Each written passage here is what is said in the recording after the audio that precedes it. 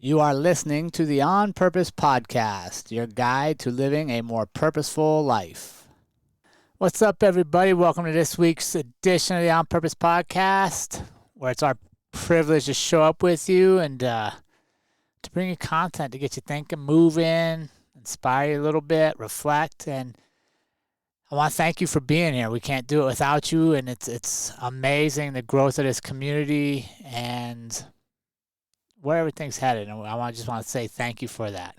This week, I'm excited to bring on a guy who is a systems builder with a heart for impact. Garr Russell is the founder of Fireside RV Rental, a national franchise that turns idle RVs into income-generating assets.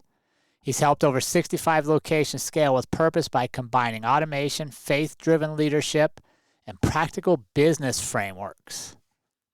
If you've ever wondered how to turn a side hustle into a scalable system, this conversation might just be for you. So I'm excited to sit down with Garr. He has a super interesting backstory. And this is the kids who say chop it up a little bit. Get to learn about him, his story, share it with all of you, and I'd love to hear what you think. I can't tell you how much it means for you guys to comment, like, subscribe, share on all your platforms, and what it's doing for us and the algorithm as they move us forward so that more people find us. And remember, it's those little things like comments, thumbs up, great episode, something easy like that help us reach our goal and our goal of our community, not just the show, but all of us, to be the most impactful podcast in the world. So thank you for doing that. I hope you enjoy this week's conversation with our newest friend, Garr Russell. Looking for the perfect escape? Step off the grid and into the wild heart of Old Florida at the Hideaway, a nature-based family campground tucked along the legendary Suwannee River just an hour west of Gainesville. Whether you roll in with an RV or pitch a tent beneath the canopy, the Hideaway offers 1,500 feet of boardwalk through untouched hammock, riverside trails to secret picnic spots, fishing holes, local springs, and a kind of peace that lingers long after you leave. Reconnect, recharge, remember what matters. Visit thehideawayfl.com to plan your stay. First responders, your strength, speed, and safety matter. That's why Veritas Athletic Performance delivers remote training built just for you. Led by Coach Matt Erdman, a 14-year law enforcement veteran and certified coach, our programs focus on movement, not just muscle, to boost performance and cut injury risk. Through the Train Heroic app, your training is personalized, monitored, and adapted wherever you are. Train smarter, serve stronger, and protect what matters most. Veritas Athletic Performance, your readiness is our mission. Garr, my newest friend, welcome to the On Purpose Podcast. How are you today?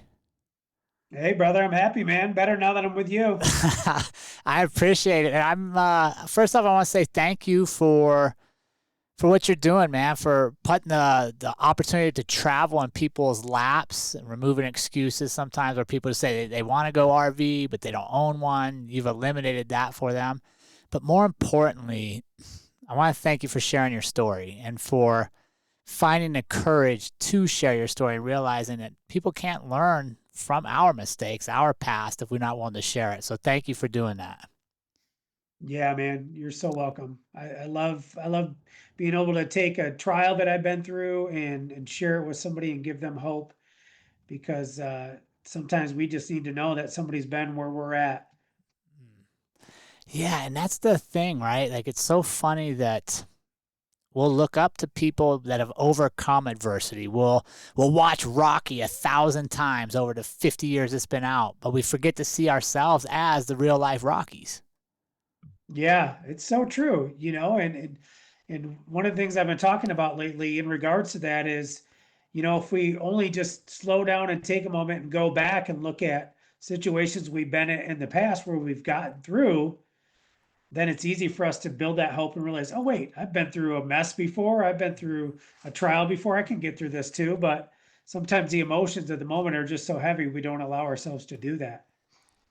Right. And we get caught up in the comparison of why is nobody else going through this but me? And Oh, for sure. we fail to recognize that unique thing you're going through. One, isn't that unique? And two, other people are going through it. We just don't know it because nobody's talking about it yet. Yeah. Yeah. That's actually been an idea of mine. I'd love to start a website where you can literally just go on and just type in whatever you're going through, and it will just pull up 40 testimonies of other people like, oh yeah, here's Bill in California in August of 23. He went through that, and and just because you're right, there's nothing that's not common to man that we're going through. No, but yeah, 100%. I think that's awesome. Well, that's a next business adventure for you. But before we get going too far here, Gar, I want to give you a warm up. I like to think of this as kind of like a workout podcast. I got to warm you up before we get to the heavy stuff. Are you ready for this? Yeah. All right, here's your first warm up question. If you got one word to describe you, what's your word? Hopeful. You think it's always been helpful, or has that been recently? No, I think that's definitely been a gift that I've had for many years. I've actually, which is interesting because uh, depression and runs heavy in my family. Depression, alcoholism, this and that. But I've always had that opposite characteristic inside of me too, of just being a hopeful person, of being able to say, okay, I'm here right now. I'm in the middle of this junk, uh, but I can see an end. I can see a future. I can see something coming to pass, and part of that is probably why I've done good in entrepreneurship, because when things happen, it doesn't uh, it doesn't stop me. Mm. What's a favorite quote or a quote you kind of live by, Gar? A favorite quote that really been meditating on the last couple of years is life happens for you, not to you. Mm. Such a good perspective shift, right? Yeah, and I don't even know where I heard that quote. If it's yeah, Tony Robbins that I was digesting a couple years ago, or I'm trying to think of that other guy that I was studying a couple years ago. But yeah, I love it because when we realize that anything in life that happens can be used for our advantage, we can literally go back to that moment 10, 20, 30 years ago and say, okay, how was that moment actually a moment that can help me be a better person today? And we can find that. We can find that hope in that. And we can find that, oh, okay, that actually helped me to have more grit. That helped Mm. me to have more compassion on others. That helped me to understand what other. Yeah, that's so true. And we want to skip past a lot of the unpleasant stuff in our life, but that's where the true lessons are learned in the journey. Yeah, it's so true. And I feel like that's, how I was raised. I'm 47 years old. And when I was, 8, 10, 12, 15 years old, that's kind of how the world worked. Like, you don't talk about it. Mm. Like, you move on, you bury it under the Yeah. carpet or under the rug, or that's at least in my family, that's just seemed to be kind of how things were. Like, we just move on. Yeah. No, But I it's think awesome. you're 100% right, Gar, especially for males, right? Especially for men. I think there was an immense amount of pressure through those generations to just keep your head down, go to work, and not say anything about anything. Yeah, yeah, just swallow those emotions, grit through it, man up, all those different terms that we hear. And that is so untrue because I just got done reading this book on mindsets by I don't see it here, but the author in this book, she says we swallow our emotions alive, Mm. and that really resonated with me. Like we have to process our thoughts, our emotions, our feelings, our situations and circumstances. If we don't, we literally swallow them alive, and then they're just on the inside of us, changing the way that we think, changing the way that we look at the world, until eventually, at some point, we've got to process them, we got to digest them, we got to deal with them. Yeah, no, that's so true. All right, if your life had a theme song, Gar, you get an entrance song in life. What is your song? Oh, I don't know. That's an interesting one. I'm usually pretty good at these off the cuff kind of things. I do a lot of podcasts, but if my life had a theme song, um, it might be what kind of just popped to the top of my head there was a song by CC Winans, and I think it's called "The Goodness of God." just kind of back to that life happens for you, not to you. We just had a retreat for one of our companies, and preparing for that retreat to go there and just bring value and just love on my franchisees. I actually had this experience where the Lord woke me up at 4:14 in the morning, and he brought me through all these moments in my life, and all these painful moments.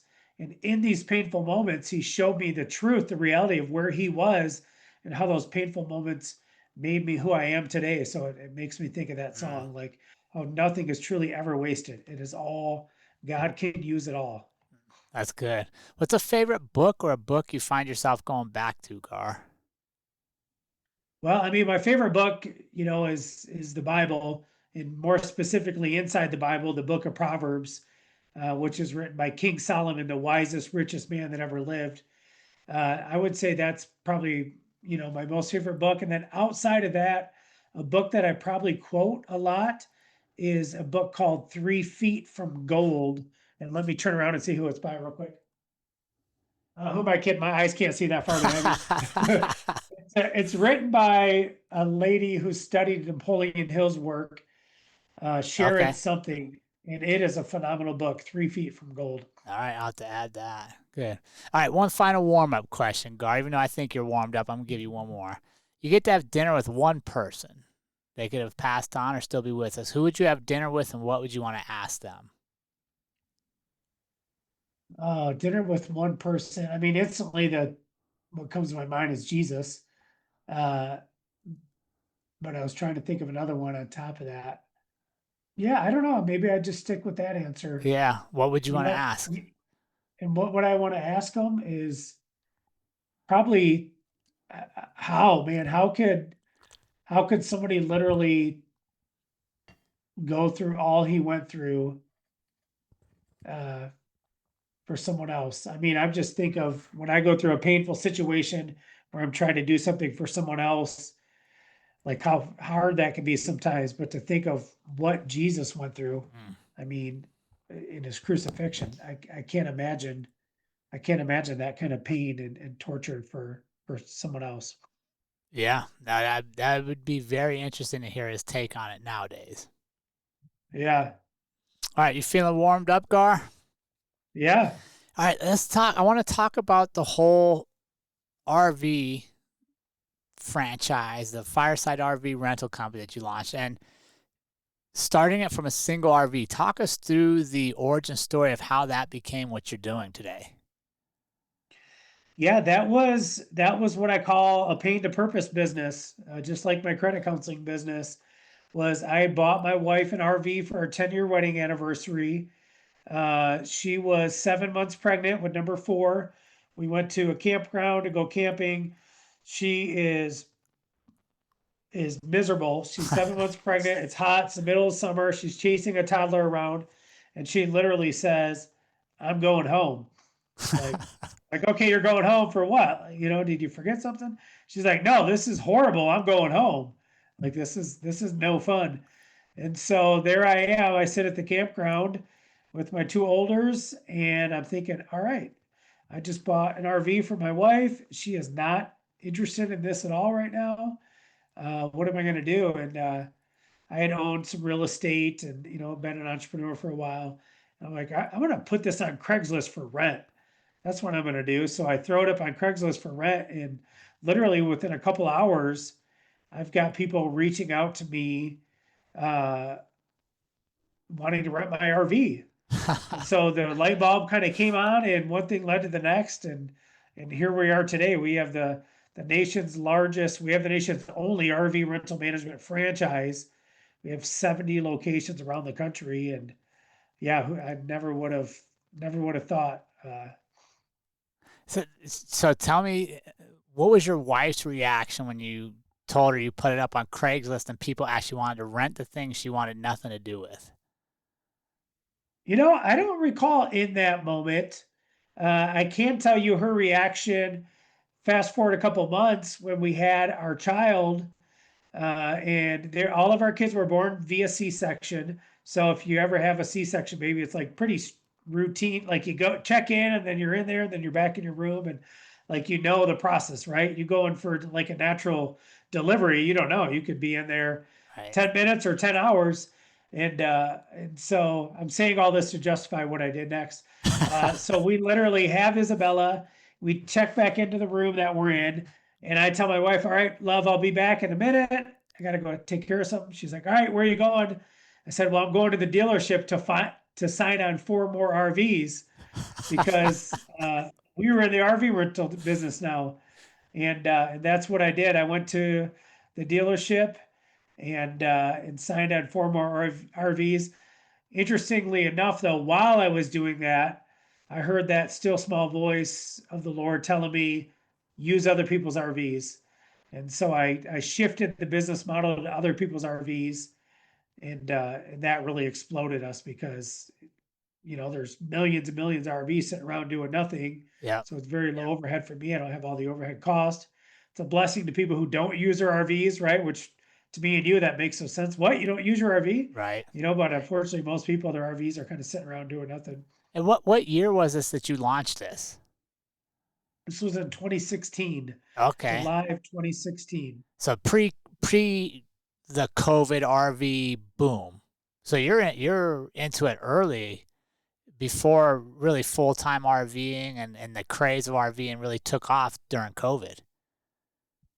Yeah, this was pre-COVID and all that. Actually, during COVID, I laid off. I had built a team by then. I probably had maybe 8 or 10 locations, and I laid off my corporate team because we thought, well, who knows how long this is going to last, you know, with all this with this COVID stuff.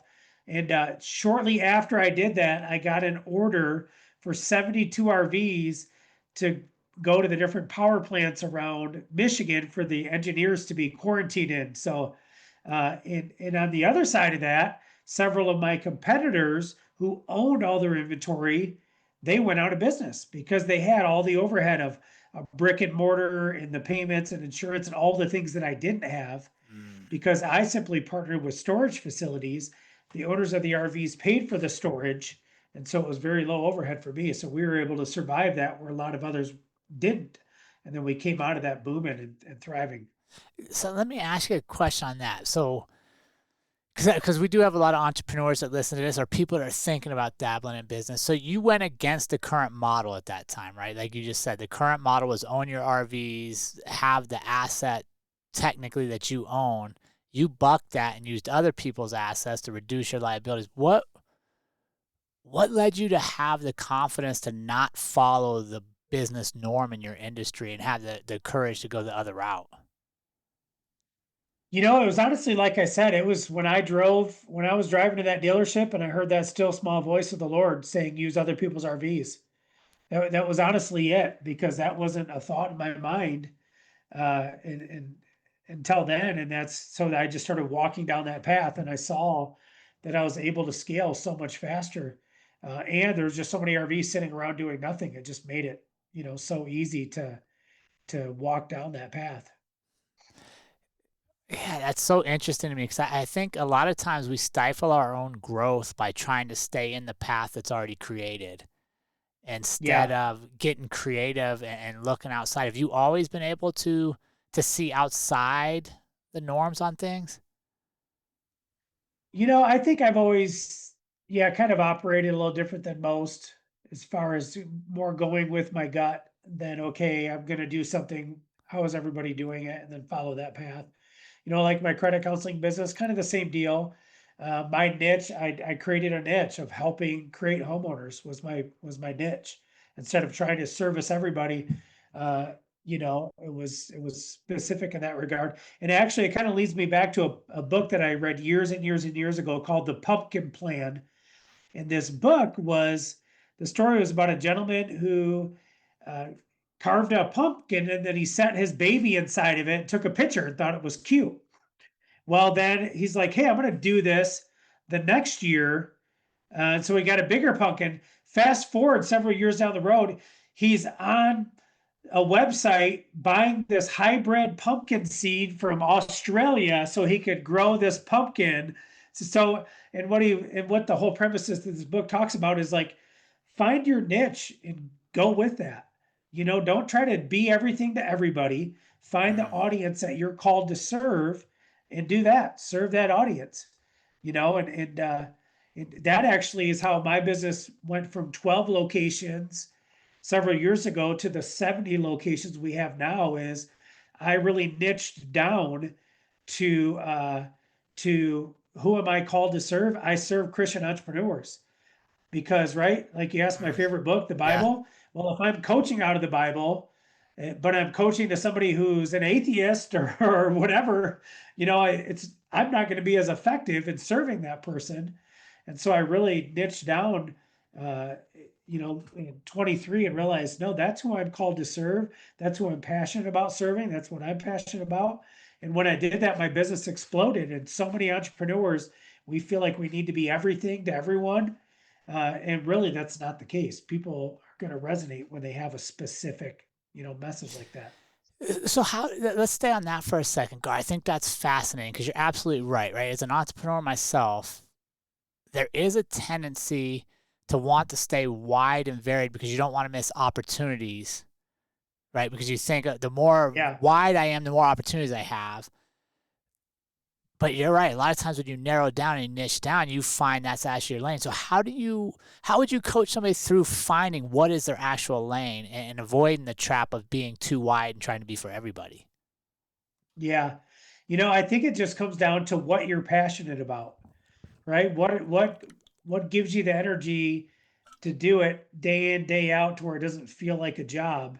And when you find that, and more specifically too, it's inside of my business, what am I passionate about? Because that was the other thing I realized. I went to have you ever heard of ClickFunnels, Russell Brunson? Yep. Yeah, so I went to a funnel hacking live about 4 years ago in Orlando, and I learned like, hey, I am the guy who likes to be out talking to people, casting the vision, sharing ideas. I need somebody who's an operator. I need somebody who can bring my ideas to life and systematize them and put them inside of a manual and stuff like that. And so when I did that, I actually went to one of my franchisees who I knew was very gifted in that, and I offered for her to buy in an equity stake of the company. And that is one of the things that took us to where we are today, is realizing, hey, I don't have to be all things for the business. Uh, it's not all dependent on me, and it's okay that I don't have to have all the equity either.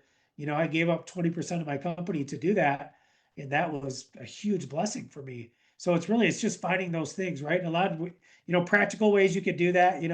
Take maybe like a personality profile test or a disc profile or something like that to figure out, okay, what actually excites me. But if you just sit down and think about it for a minute, you can fairly easy map out a couple things of, yeah, you're right. I don't like fulfilling the order, but I like selling the thing. Okay, then I need to find somebody who can fulfill the order.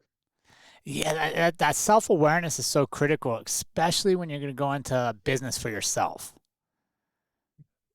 right? Yeah, it sure is. Yeah, yeah. The E-Myth talks about this, right? A classic book for entrepreneurship is there's different divisions, different operations inside of a company. Well, which one of those do I most resonate with? Which one brings me the most life? And then staying in your lane, and a lot of times in business, we think one of the big things where people get stifled and they stop their business growth is they don't delegate. They do it all themselves. It's that fear of bringing on that first employee. And what are they going to do? And will they do it as good as me? And I Mm. always say, hey, if you could find somebody to do something 80% as good as you, then bring them on. Because guess what? The 100% good you think you're doing it, once you bring this person on and you empower them, watch out, because you're actually going to realize, oh, they're actually way better than I am at this thing because they're passionate about it and I wasn't. Right, and it's their thing. It's not one of the five things you're trying to do. Yeah, it's their lane, it's their gifting, it's what their strength is. Yeah. Yeah, that's fascinating. That's such a balance of discipline, is wanting the success so bad that you give up a little bit of the control to get it versus trying Yeah. to create it all yourself. Yeah. Yeah, and two, when you look at successful companies, I mean, you just have that mixture of people. You can't be all things. You don't have all the giftings. You don't. So the quicker you realize that you don't have all the solutions for all the things, and the quicker you realize you can go faster together than alone. I mean, that was the whole thing with Fireside was community. Was I called it when I first started this, it was all about the power of partnership.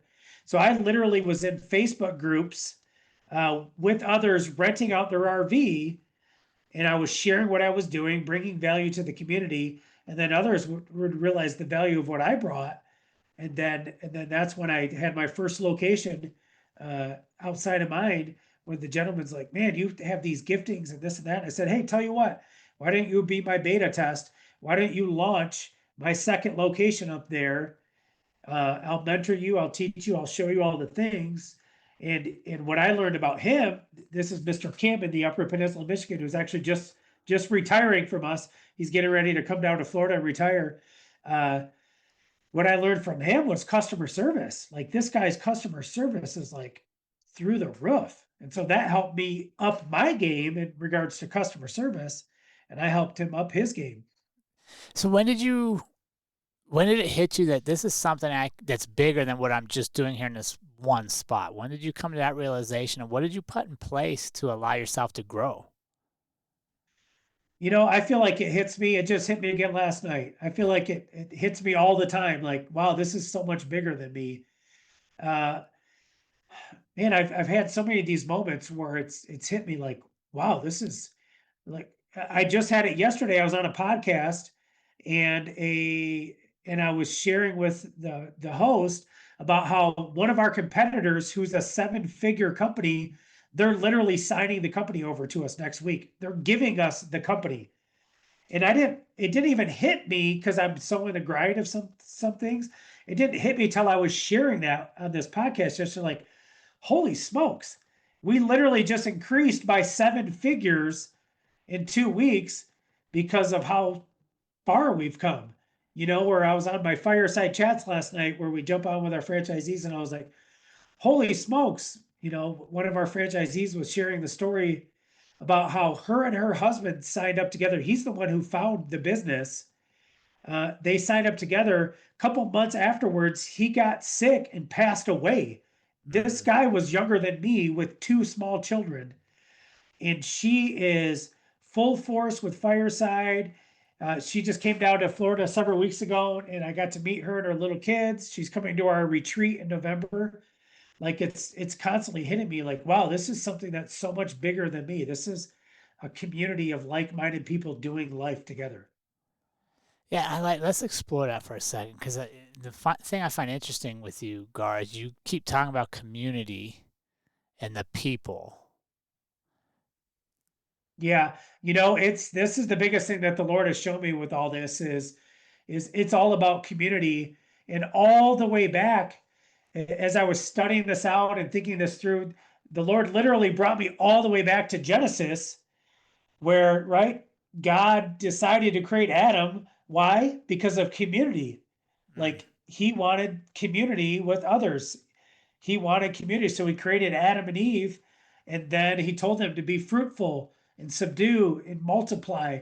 Like that is literally inside the DNA of every human being, whether you believe there's a God or not. You desire community. I mean, think of it, right? I could probably guess, and I guess that I'm right. You're probably in an Airstream Facebook group. Yeah. Yeah, it's a community that you're in. You have this commonality of you all love Airstreams.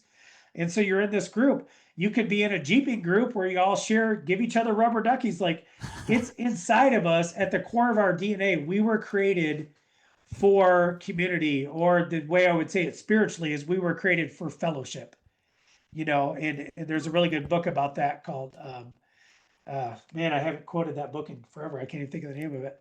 Purpose Driven Life by Yep. Rick Warren. Well, we were created for 5 purposes, right? Worship, fellowship, discipleship, ministry, evangelism. And really, fellowship is the number one reason of why we were created. And so yeah, once like I got that revelation about that in my business, and that just happened in 2023, that's when our business literally exploded. So And I'm guessing, I'm just going to guess, Gar, that's a message you share with your franchisees that I think sometimes we miss in business. We chase dollars, we chase bottom lines, we chase revenues and return on investment. And sometimes that's short sighted that we miss the community building, we miss the team building, which actually produces the financial results we're chasing. Yeah, we sure do. We get so stuck on doing the thing.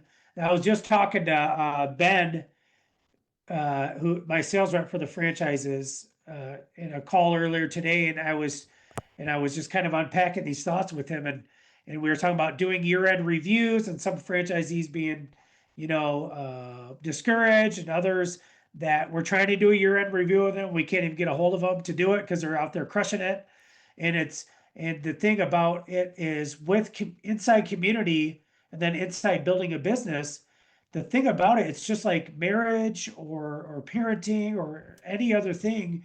It's when we step into an adventure, when we step into a business, whatever it is, that adventure is going to bring to surface insecurities, lies, past trauma, all these things that what do? We try to bury them all so we could keep doing the thing, but really that's actually part of the process.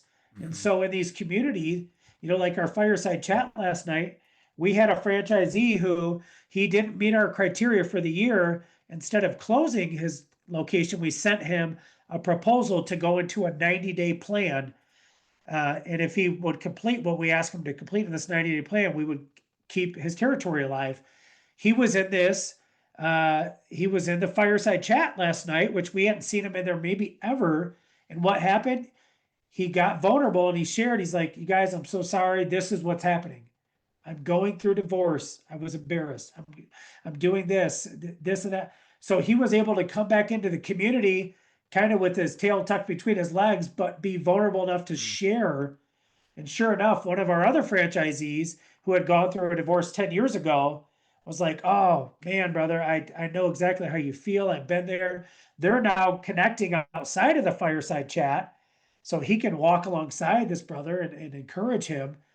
And that's the power of community when we're in an environment where we feel safe and we know that we don't have to pretend like we have it all together like so many entrepreneurs do.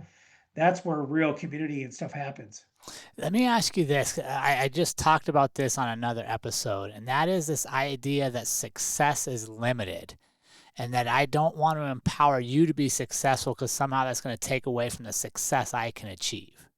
How do you how do you create that camaraderie within your team, and what would you suggest to others that are in industries to not look at competition as taking from you, but bringing value to you? Yeah, I was just in a podcast yesterday of a corporate coach, and we were talking about this. And she was like, "Well, if you bring somebody into a corporation, you hire them, but then all of a sudden they're excelling in making you look not as strong in a certain area. Like, how do you do that? How would you coach somebody in regards to that?" And what I said to her is, I said, oh, I don't have that T-shirt on. What I said is, life happens for you, not to you. So let's say that does happen. Perfect case and example was the first business I started. I call it AD, after I died to myself and started walking with the Lord in 2003, was a credit counseling company. And I started this company after leaving another company doing the exact same thing. Uh, and I told the gentleman, like, the way you're running this company, it's not moral, it's not ethic. And he agreed and let me start a competing company. And I went on to have my company and succeed. He went on to actually shut down that company, so you could call that a failure, but he found something else that he could excel at, and he went into that and he excelled. So if we have that mindset, like, yeah, you know what, I can literally be hiring the person that's going to replace me because they're going to far out excel me. Then what I told the girl on this podcast, I said, "Great, put that on your resume. I literally was so good at spotting talent, I hired the person that replaced me. I have a good eye for spotting talent," right? Like, turn it into a positive. Or like with my franchisees, we've had this where we get territories that launch that are kind of close to each other. They're perfectly within what I'm regulated to sell, but the franchisee gets a little nervous. I just tell them, you know what? I can't convince you right now that this isn't going to benefit the both of you. But what I can say is, trust me, and if a year from now this looks like it's not going the way it should, I'll make it right. And what they end up finding is, oh my gosh, it's actually not to my detriment, because now there's this large music festival that needs so many units, and there's this race, and there's this campground, and we can service them so well because we're working together. We actually are building a stronger brand identity in this area. But yeah, you get that fear like, oh no, this is going to put me under, this is, and I call it a reaction instead of a response. Mm. You react in the moment of seeing, because this new franchise that I'm talking about, this other location had been launched for months. They just didn't realize it until they went on to one of our web pages the other day and they saw them, 20 something miles from them. And then they freaked out about it. But the truth is that branch had been there for several months. And, so. Yeah, that's fascinating, right? And I've had similar experiences where coaching leaders and they're worried about bringing on somebody that, like you said, overperforms them. And I always challenge them. Anybody I bring on should outperform me.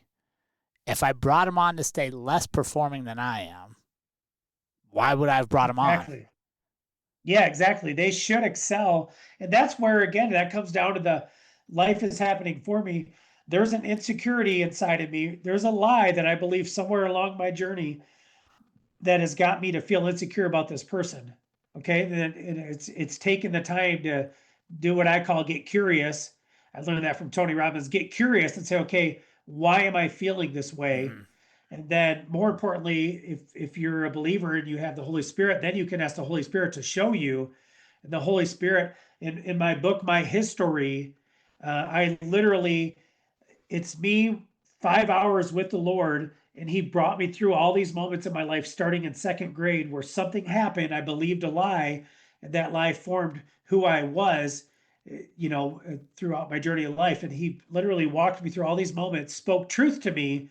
And that book came out of me preparing for my fireside retreat, which is really cool because in hindsight, as I was thinking about it, the reason I got a lot of the freedom I got was because my heart was, I'm getting ready to go, and I want to be able to encourage and equip others. So with that heart of me wanting to go and serve and bring freedom to others, the Lord said, okay, here, I'm going to bring you some freedom here to help you bring the freedom. And it literally came out with a framework at the back of my book of, when you're feeling pain, when you're feeling an emotion and a thought rise, here's how you can take that and explore it and bring it back to, okay, what's the root of where did I get that lie in my mind? Yeah, that's good. And, I always throw out to people, if you're leading people and you can't tell me anybody that's excelled beyond your current position, I would argue you're not leading them properly. Yeah, for sure. Because yeah, when you're leading people, typically you're the visionary for them in that department or whatever you're leading them in, and you're keeping them encouraged and excited and keeping them inside of their imagination and looking for ways to better themselves, because they want you to come back and tell them, hey, great job. I appreciate you. You're doing amazing here. And if that kind of environment is what you're in, then yeah, they're going to excel in areas that aren't your strengths and are their strengths naturally. And that should be what you want, right? Anybody that's under you for any period of time, I think your goal should be to empower them as much as possible so that eventually they do surpass you. Yeah, you want them to spring ahead. And we had a franchise that closed this year, and it was so cool how he closed, because this was his first entrepreneurial adventure was with us at Fireside. Well, when he contacted me to let me know that he's selling his location, that he was selling his location, and I'm like, okay, like walk me through this. What happened? Are we not serving you well, this and that? He's like, no, it's actually the opposite.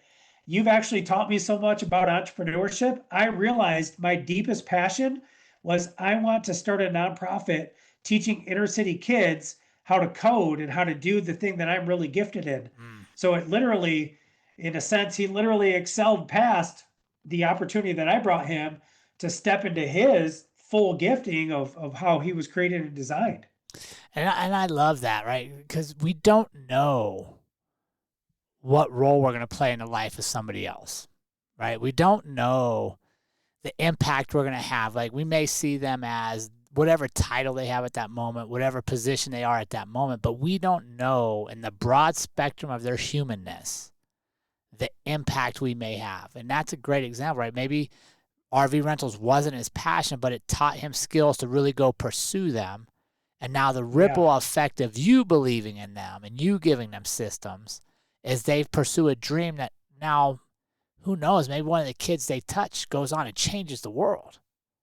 Yeah. Yeah, for sure. I mean, it makes me think to the job I got fired at in 2007. I got fired actually for sharing my faith. Uh, Somebody high up in the company didn't like it. They kind of had it out for me. But the cool thing about that was the gentleman who didn't care for me, his brother mentored me. I literally gave my life to the Lord there in 2003. They saw me go from a druggie, alcoholic, laborer on the road to managing a crew of 30 guys. They saw this transformation took place in me, and he mentored me and he taught me a lot about managing others and how to deal with conflict and this and that. So I literally just texted him a couple weeks ago because we still talk and just let him know an update on a couple things. And he's like, wow, man, that's so cool. So how rewarding for him to see where I'm at today. And I gotta admit, Jerrod, I did say, I'm like, hey, make sure you tell your brother too. There's a little pride in there. I'm like, make sure your brother knows how I'm doing too, wouldn't you? Dude, that's so awesome, Garr. Thank you for sharing that story, because so many times we forget to go back and just take a moment and thank the people that got us where we are, to show appreciation for them. We're so connected, yet we're so disconnected. So is that something you practice, is going back and reconnecting with people that have impacted you? I do. I actually put a couple of things on my calendar because the way my brain works, I don't think to do that naturally. And I read a book by Dr. Benjamin Hardy called The Gap and the Gain. And in this book, he talks about how we're more prone to look at the gap. Like, hey, I have a checklist of 10 things today, and here's the one I didn't complete.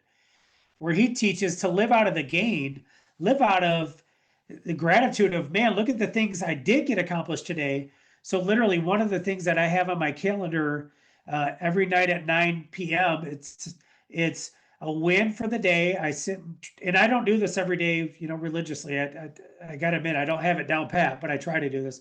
A win for the day, reflect on my day and think about some wins, a goal for tomorrow, and then a question to sleep on. Mm. And a question, specifically a question about something about the next day, because when you do that subconsciously, you're literally working on problem solving uh, something in your next day's agenda, and then you wake up almost feeling accomplished. And then when you do that too, yeah, it just helps you to reflect and think back.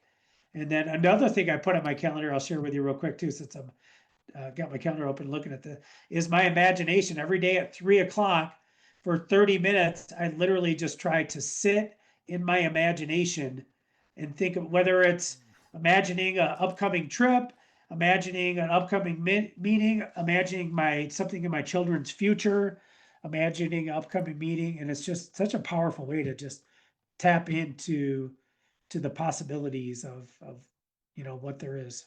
Yeah, that's a great way to structure quiet time for yourself, and time to get out of the busyness of the day and give yourself room to think and to just be.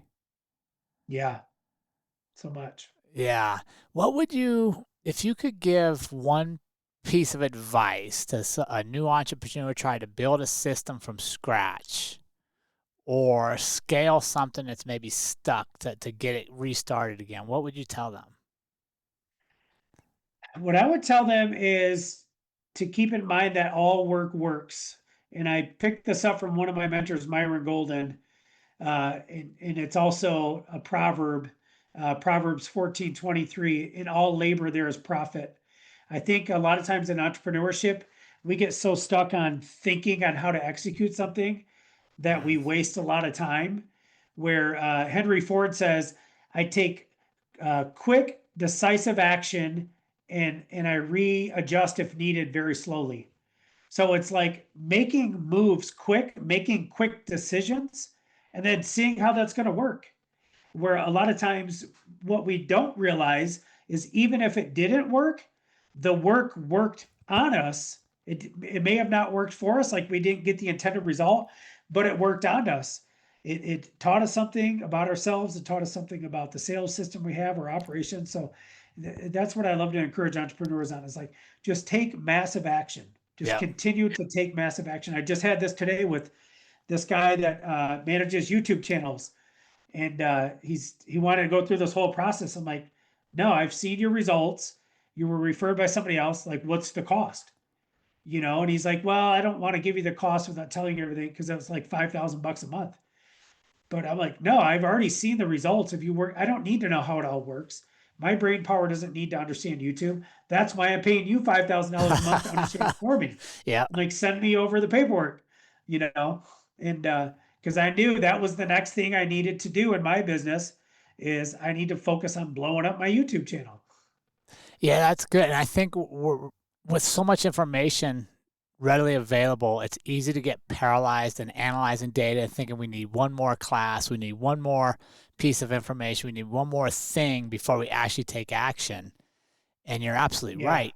You're going to learn more from an action that goes poorly than you will from inaction at all. Yeah. Yeah. And a lot of times the action that you take, that is a total failure. It's really not a failure. It's you just learned something extremely important that it's going to be a guiding principle for you for years to come. Yep. And maybe it makes you, like your franchisee earlier, maybe it makes you realize what you're currently doing isn't what you want to do, but it opens you up and gives you the skills to do the thing you really want to do.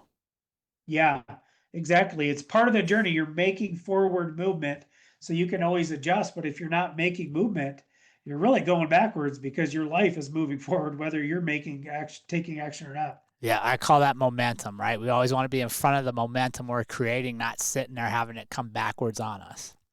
Yeah, yeah. And once you have that momentum for you, like with me talking about this $5,000 YouTube thing, one of your listeners might be thinking right now, like, holy smokes, $5,000 YouTube? Well, let me rewind 2 years ago when I first started like $25 a day on Facebook. And I'm like, oh my gosh, here we go. 25 bucks a day. Lord help me. And now we spend, I don't even know what we spend. We spend 1,000 or more a day just in our YouTube ads. But right, we took that, we made a decision, we started stepping forward, and Yep, that forward movement brought clarity. exactly. That's what I was going to say. You didn't blindly do it. You didn't go the first step. Let me throw $1,000 on an ad. You did $25. And when that $25 Exactly. returned you an investment, you're like, okay, I'm going to guess there was other steps between 25 and 1,000 that you continued to monitor. And now you're getting feedback that the Yeah. action you took actually does the profit, does what you're trying to get it to do. Yeah, exactly. And a lot of times that's where, to talk to that a bit about like paid advertising, that's where a lot of companies get in trouble is, because when I first started doing paid advertising, I'm like, these guys are like, yeah, you got to let this run for 30 days, and then we readjust. And I'm like, y'all are just trying to sign me up for this long-term program. I thought they were trying to scam me, but now that I've been doing this marketing for years and I'm okay with spending a decent amount of money on advertising, I've realized, no, it's true. You do need to collect the data slowly, learn your audience, learn your avatar, learn how to speak to them and how to connect with them. And it is a process, and it's going to cost you some time. It's going to cost you some money. And you could say you're going to make mistakes, but really you're gathering data is what you're doing. You're collecting data, you're learning, you're adjusting. We do that every Monday morning. I meet with my marketing manager. We look at all of our metrics and we make one change based on everything we see. We run that for the week. We see how that one change, helped us. And if I didn't have that marketing manager, you talk about building your team, I'll make 10 changes a day and there's no way to even Right. go back and measure that because it's like, well, Garr, you changed 10 things yesterday. We can't even measure the results. Yeah. No, too many inputs, too many variables. You can't check the outcomes. Exactly. Garr, as we wrap up, share with me what kind of legacy are you hoping to build and leave through both the Fireside RV Rental and your GarRussell.com? It's a legacy of encouraging others to chase their dreams. You don't have to settle for the 9 to 5 if you're called to be an entrepreneur. Because that's who I'm called to serve, entrepreneurs, and and just living life on your terms. So many people get stuck in living a life that is not the life that they would have hoped or imagined. But it's never too late to make a choice and make a change and go after that life. So just continuing making forward movement, and just having a life of impact. I love it. Garr, thank you so much for joining us this week. Where can our audience follow you to learn more about all the stuff you're involved with? If you go to garrussell.com, which is GarRussell.com, that's got a link to my Facebook, my LinkedIn. You can download any of my books for free on there. I give all my books away for free as downloads, or you can buy them on Amazon. You can learn about our different businesses, see our YouTube videos. Awesome. Garr, thank you so much for joining us. It's been a pleasure to share your story, and thank you for finding the courage to share it with the world and make the impact you are. Oh, thanks, brother. And remember, team, life is far too short to live any other way than on purpose. We will see you all again next week.